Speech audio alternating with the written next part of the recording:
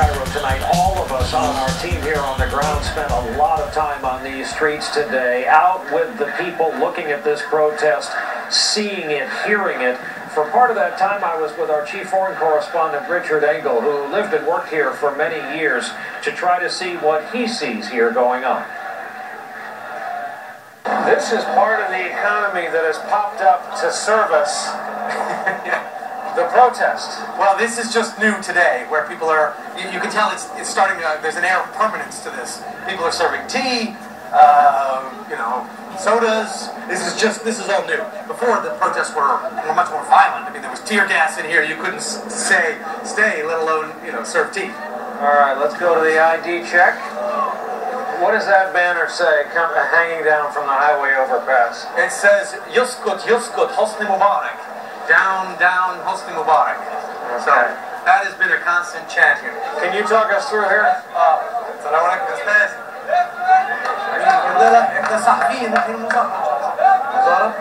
Okay, good to go. Thanks. No, I'm good. Okay. They want to make sure that people don't have weapons.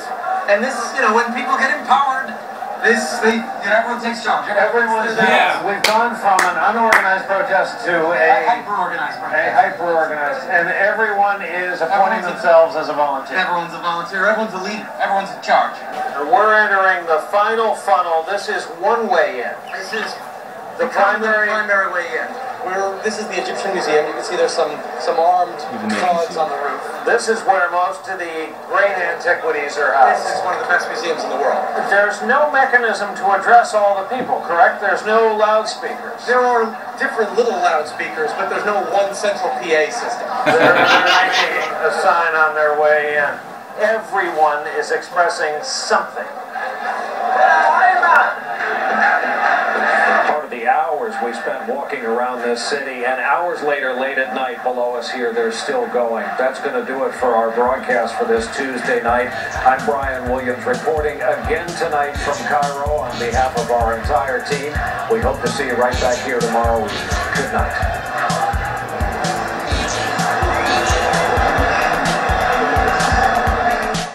What universe was that broadcast from? I love that. It's like spontaneous order and action.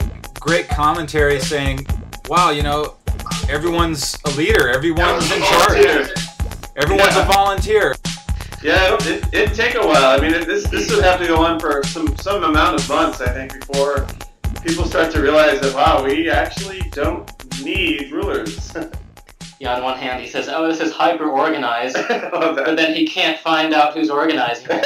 He can't find out the central planner. Yeah, how did this all happen? How does it happen? Who controls all this? This is an opportunity here. I hope it sustains. You know, I hope they're able to realize that they don't need a ruler. You know, if they realize that their system that they've created already can manifest itself and permeate throughout their entire country, it'll be such a shining example to the rest of the world. It'll be like, you know, that city on the hill that we can point to and say, look, it's possible. I tell you what, when people can't update their Facebook status in America, then it'll be revolution in the streets. I don't really like the word revolution.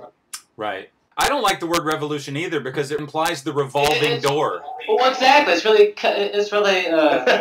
It's a contrivance of some sort. It's like we're just like going to flip over the burger patty. You know?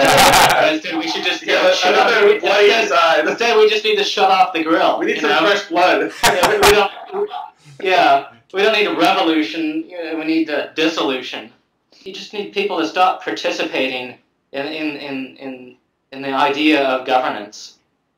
People seem to think that Western-style democracy is the answer, and it'd be great if we could come to a point in history where people can kind of start to see through that that sham, see that democracy is kind of a it's like a trick of the mind, These aren't the droids you're looking for. These aren't the droids we're looking for. Move along. Move along. Move along. We were just watching Stefan Molyneux.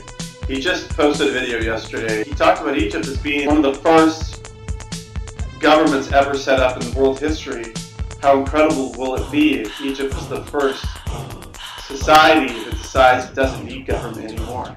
My sources tell me that the police have vanished from most neighborhoods. And so people have simply gathered together to peacefully protect their own property from others. A perfect example of the spontaneous order that always emerges when the state withdraws. So, to the friends of freedom in Egypt, I say, forget about choosing a new ruler. Look around at what is working in your own neighborhoods right now. No taxation, no arrests, no subsidies, no debt. And imagine the possibility of not choosing another master at all.